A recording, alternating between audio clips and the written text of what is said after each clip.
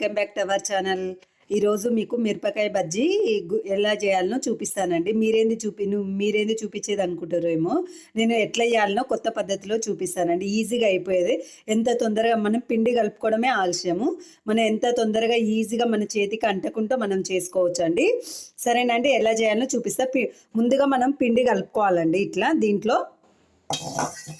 పిండి ఇట్లా కలుపుకోవాలండి. ఇగో పిండి అంతా ఒక గ్లాసులో తీసుకొని ఈ బజ్జీ ఈ మిరపకాయ ఉంది కదండి, ఇగో ఇట్లా ముంచి ఇగో ఇట్లా ఘాట్లు పెట్టుకున్నానండి. గింజలు కూడా తీసేసిన. ఇప్పుడు మనం దీంట్లో డీప్ చేసుకోవాలి. డీప్ చేసుకొని ఇట్లా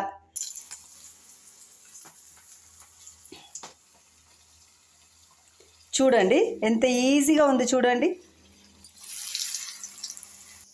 ఇగో అండి ఎంత బాగా వచ్చినాయి చూడండి మిరపకాయ బజ్జీలు. ఇట్లా వేస్తే ఈ టిప్పుతో వేస్తే చాలా బాగా వస్తాయండి, నిండుగా కూడా వస్తాయి.